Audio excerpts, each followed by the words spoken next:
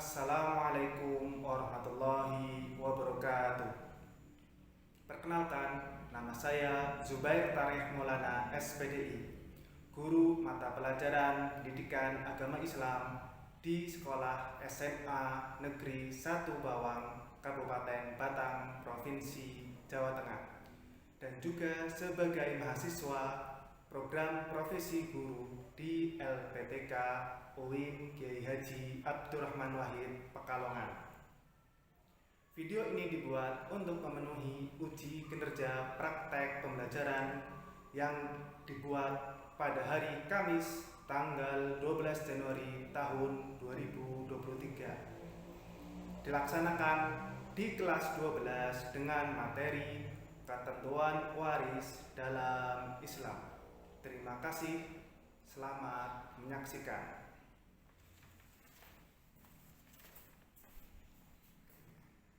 Bismillahirrahmanirrahim. Assalamualaikum warahmatullahi wabarakatuh. Waalaikumsalam warahmatullahi wabarakatuh. Bagaimana kabarnya kalian hari ini? Alhamdulillah. Biasa. Sehat semua? Alhamdulillah. Satu anak pimpin doa. Cuma duduk siap, gerak. Doa mulai. Bismillahirrahmanirrahim. Raditu billahi rabba wa bil islami dina wa bi Muhammadin nabiyya wa rasula. Rabbi zidni ilma warzuqni fahma.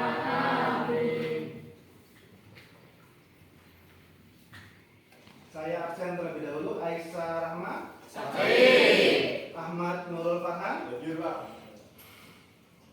Ahmad Daniel,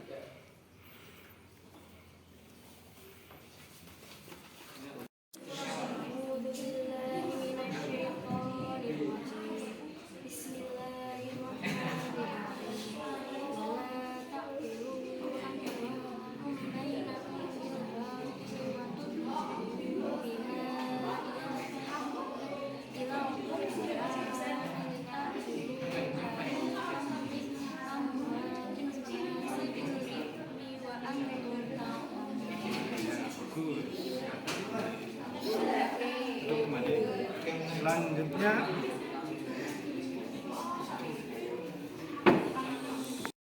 pada pertemuan sebelumnya kita belajar tentang praktek atau tata cara pernikahan dalam Islam. Kali ini kita akan belajar ketentuan waris dalam Islam.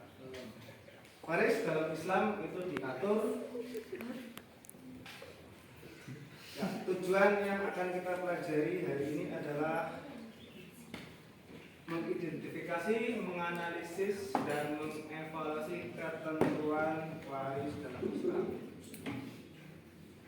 Nah, berikutnya adalah syarat mendapat waris. Tidak semua orang bisa mendapatkan warisan dari orang yang meninggal. Yang pertama adalah tidak adanya penghalang untuk mendapatkan warisan. Maksudnya bagaimana?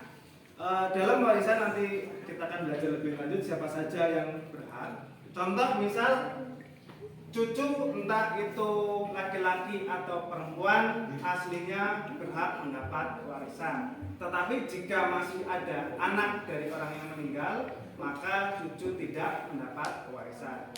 Ini tidak ada penghalang.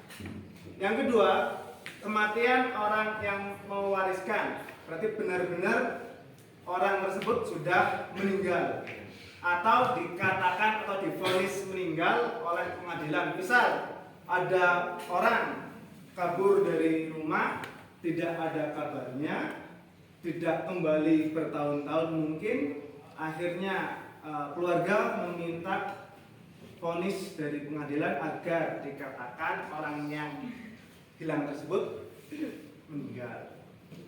Kedua, ahli waris hidup pada saat yang memberi warisan meninggal.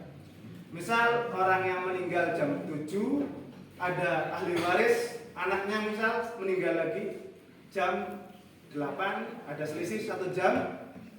Anak tersebut berhak mendapat warisan. Ini adalah sebab atau alasan menerima waris. Yang pertama adalah nasab atau faktor keturunan atau faktor hubungan darah. Paling gampang ini adalah hubungan darah. Anak, kakak, saudara itu termasuk nasab. Pernikahan, laki-laki dapat warisan dari istrinya jika meninggal, begitu pula istri mendapat warisan jika suaminya meninggal. Yang ketiga, walak. Walak istilah ini sudah tidak ada dalam era sekarang karena adalah walak itu adalah tuan yang membebaskan budaknya. Jadi karena era sekarang tidak ada perbudakan, maka tidak ada istilah walak. Selanjutnya, sebab tidak mendapatkan waris. Seperti yang saya sebutkan di awal, kita belajar waris dalam Islam. Maka kekafiran atau berbeda agama bisa menyebabkan tidak mendapat menurut Islam. Cuma memang bisa mendapat warisan itu namanya nanti melalui wasiat atau surat wasiat diperbolehkan mendapat hadiah. Wasiat itu tidak termasuk warisan. Lalu pembunuhan, misal karena seorang anak ingin dapat uang akhirnya membunuh orang tuanya, atau yang sempat viral dibunuh keluarganya, meracuni, benar ya? Ya, pembunuhan.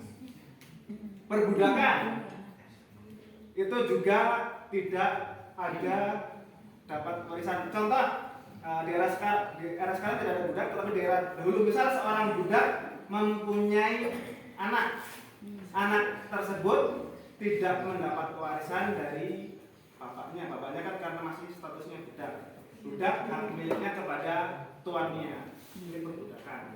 Kedua, perzinahan. Perzinahan di sini lebih kepada pasangan suami istri. Jika suami istri tersebut yang meninggal suami atau istrinya ya, jika istri atau suaminya berzina dan pasangannya meninggal, maka pasangan yang melakukan zina tidak mendapat. Selanjutnya adalah li'an. Hampir sama dengan zina, cuma lebih ke menuduh seseorang berbuat zina.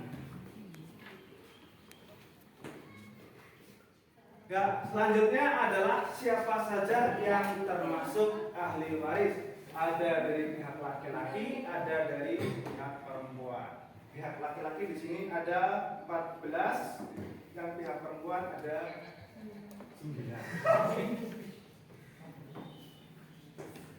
Kalau dijabarkan, ini kan bahasanya atau penjelasannya susah. Paman seayah dengan ayah yang meninggal, atau di sini paman sekandung dengan ayah yang meninggal. Ini kita, jika istilahnya susah, saya akan berikan dengan tegas.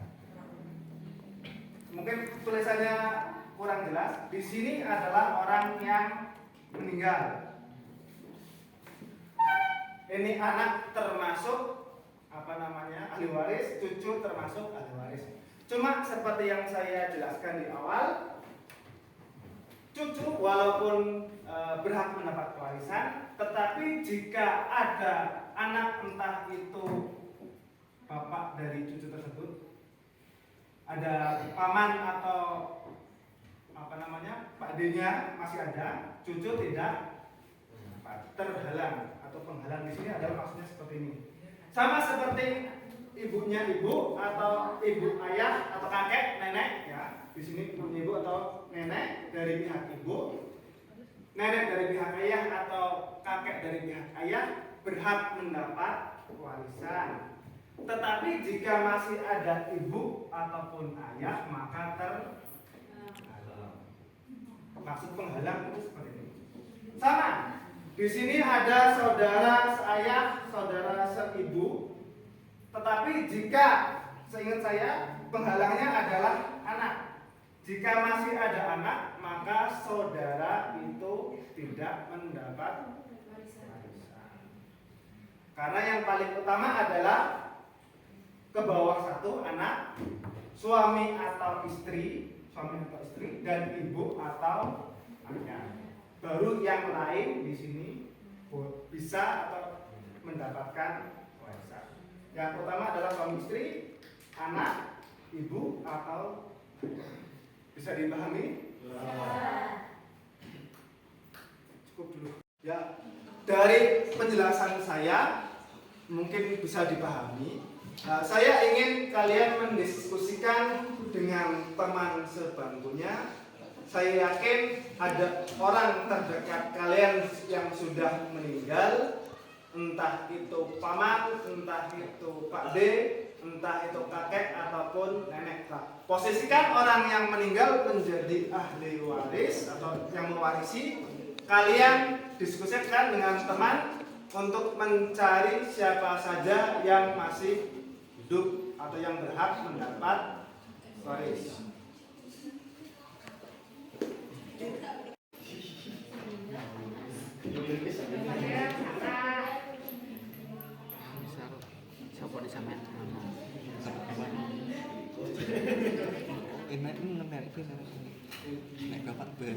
Ini yang meninggal neneknya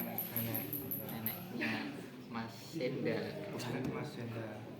Berarti ahli warisnya misal anaknya, berarti dari orang tua atau mungkin paman, Pak D yang masih hidup. Misalnya tersebut masih punya saudara atau tidak, ditulis.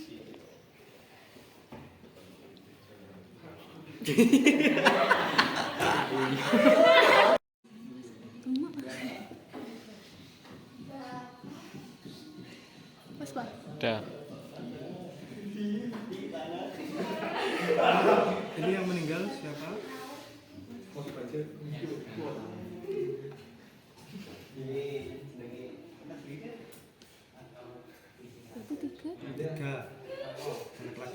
anak laki-laki, anak perempuannya berapa? Kalau misal nenek masih punya saudara atau tidak, masih punya kakek masih hidup atau tidak, berarti kakek termasuk di itu? Enggak. Berarti hanya anak laki-laki 3, anak perempuan 2. Sudah. Dari penjelasan tadi, silakan ada yang siap mencontohkan untuk siapa yang meninggal atau yang mewarisi dan siapa saja yang berhak mendapat waris. Silakan maju. Bisa. Sendiri nggak apa-apa. Coba. Di sini saya akan membacakan hasil dari diskusi saya bersama kelompok saya.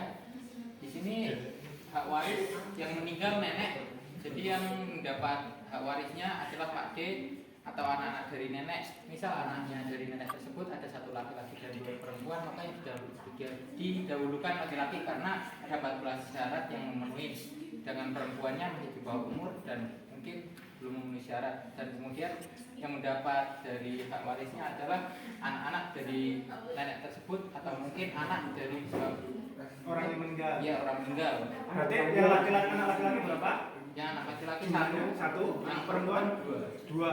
Oke, silakan duduk. Terima kasih. Sama-sama. Ada yang lain mungkin yang maju?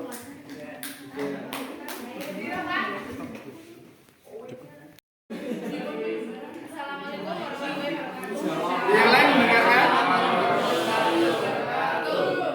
Di sini saya akan menjelaskan silsilah keluarga dari nenek yang sudah meninggal. Nenek tersebut mempunyai 5 anak, yang laki-laki 3, yang perempuan 2.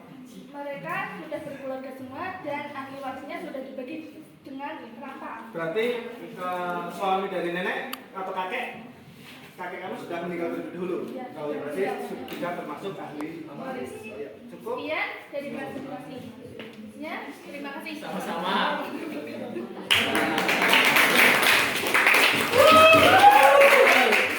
Ya, contoh kasus 1. Ada seorang meninggalkan harta sebesar 120 juta. Ahli warisnya adalah satu orang anak laki-laki dan seorang anak perempuan. Yang ditanyakan adalah berapakah bagian untuk anak perempuan. Silakan diskusikan dengan temannya. Nanti yang bisa atau yang sudah bisa menjelaskan kita bahas bersama-sama.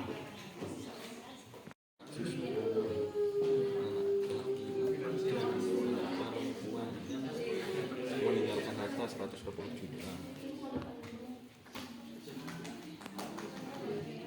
Hartanya 120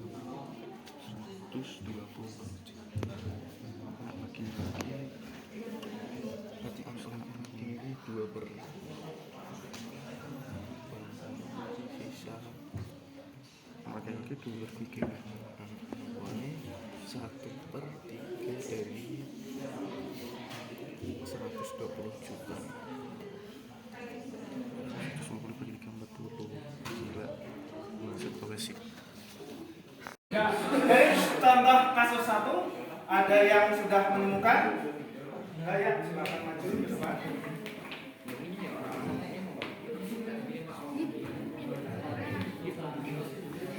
Assalamualaikum warahmatullahi wabarakatuh.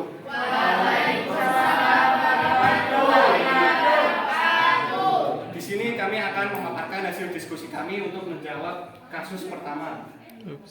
Ya, di sini kasus pertama yaitu seorang meninggal dunia meninggalkan harta 120 juta. Dari ahli warisnya terdapat seorang anak laki-laki dan seorang perempuan. Dan pertanyaannya, bagian untuk anak perempuannya itu besarnya berapa? Dari kami menjawabnya, untuk anak perempuan di sini mendapatkan setengah bagian dari anak laki-laki. Jadi bisa dituliskan di sini anak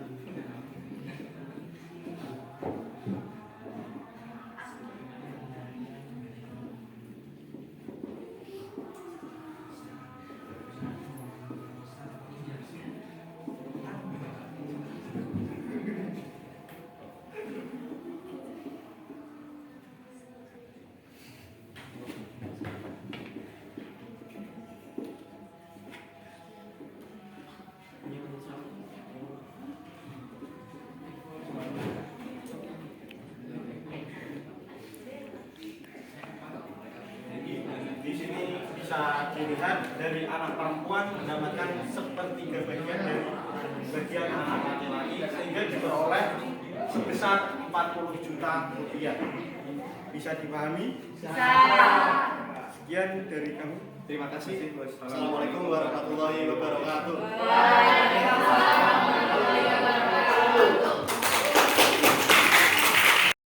Ya, tadi kasus 1 sudah diselesaikan. Kita lanjut ke contoh kasus 2.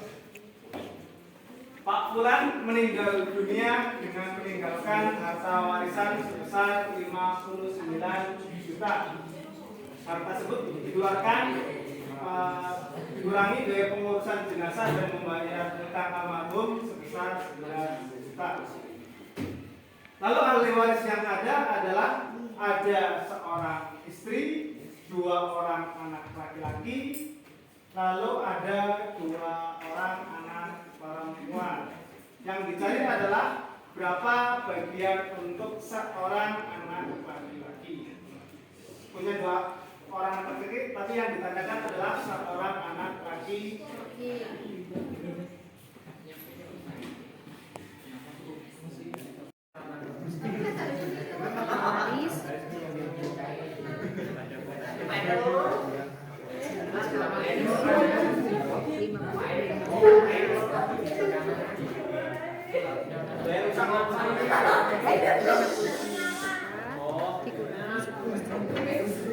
Juta ini dari apanya ini? Dari utang dan biaya pemakaman.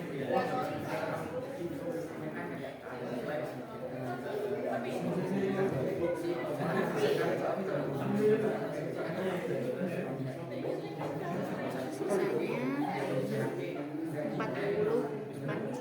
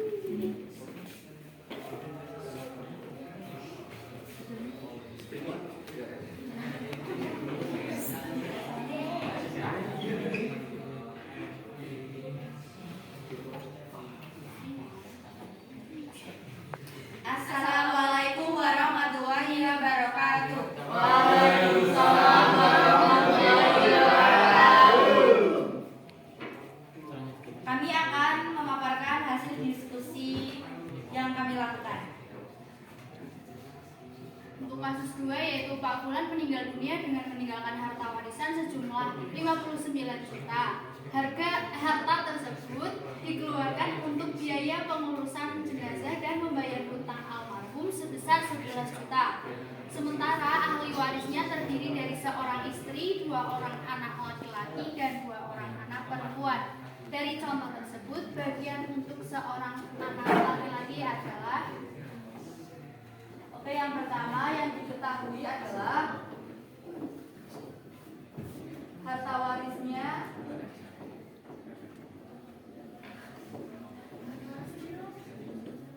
Rp59 juta, hutang dan biaya pemakaman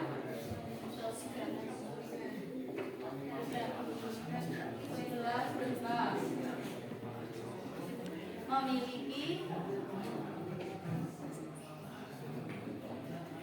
1 istri,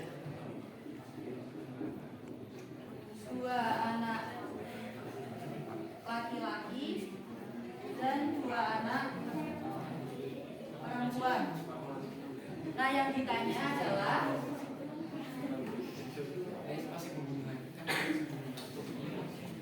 bagian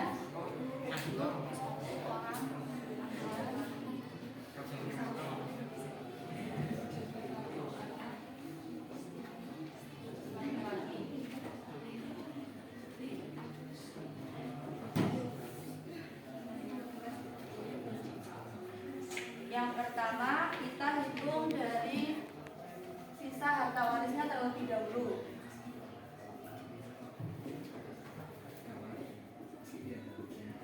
Kita kurangi dengan hutang dan biaya pemakaman, yaitu 48 juta. Selanjutnya kita hitung ke ahli waris yang pertama, yaitu istri. Istri mendapat 1/8 dari sisa harta, 48 juta.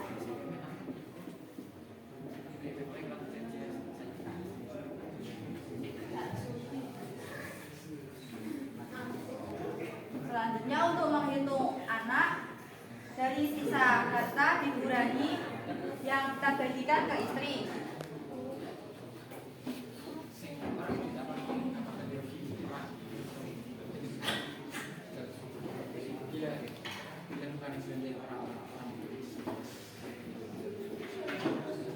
Nah, baru kita bisa menghitung untuk anak.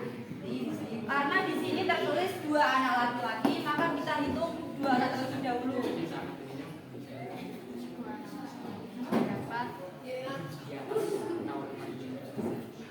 Dapat 4/6 dari 42 juta.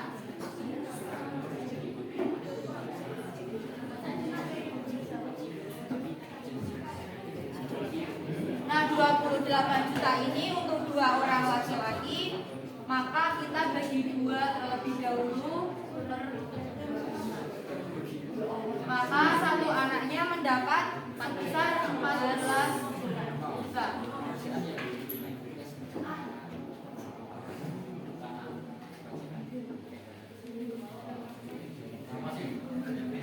Sekian dari hasil pemaparan kerja kami.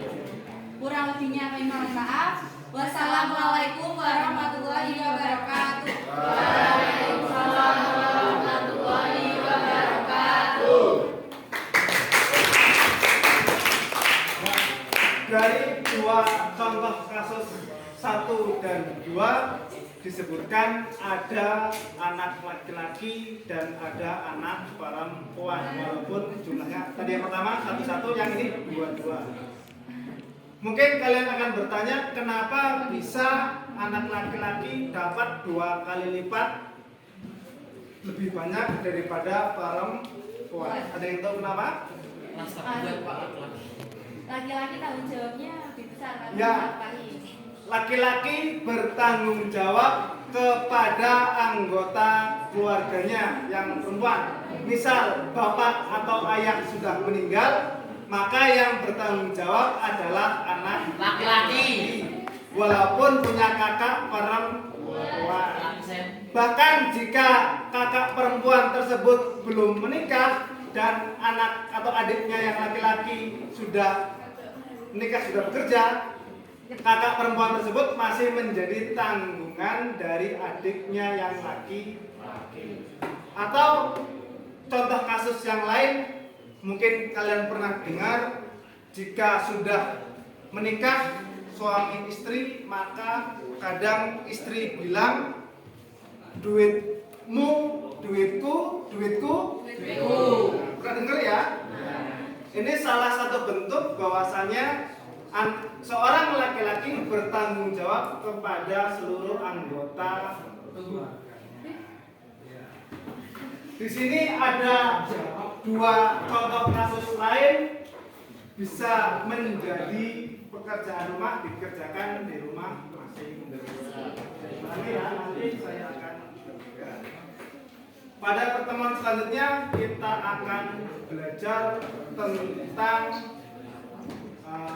tokoh Islam di dunia.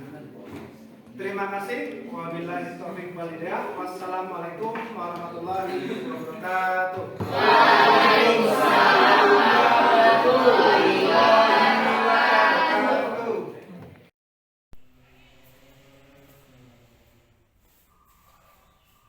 Kurang lebihnya seperti itu yang bisa kami tampilkan di video ini. Terima kasih. Wabillahi taufiq wal hidayah. Wassalamualaikum warahmatullahi wabarakatuh.